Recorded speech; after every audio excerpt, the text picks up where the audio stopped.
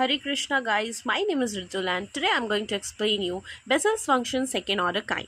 So in this you could consider two independent solutions of Bessel's equation.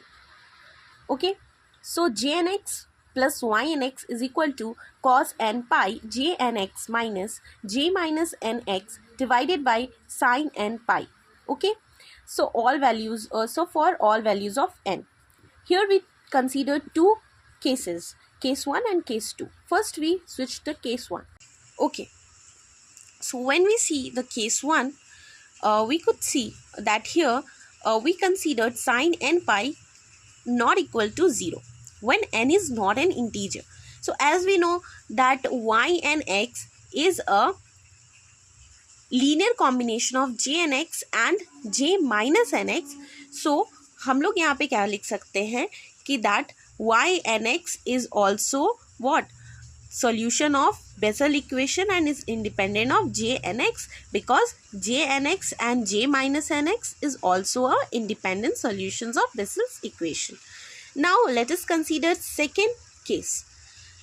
Here in second case we take n as an integer. Okay, so जब हम n integer लेंगे, so we consider sin n pi as 0 and cos n pi is equal to minus 1 to the power n. Same हमने लिया, यहाँ रखा है. बस आपको याद क्या रखना है, लिसन, आपको दो चीज़ें याद रखनी है.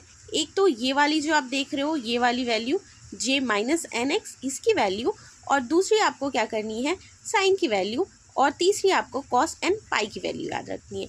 ठीक है, आपने सबकी वैल्यू मेमोराइज कर ली. ओके, आई होप कर ली होगी जी.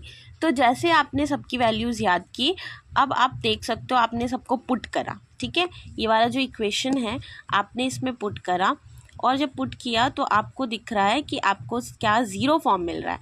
देखो, तो ये तो प्रॉब्लम हो गई.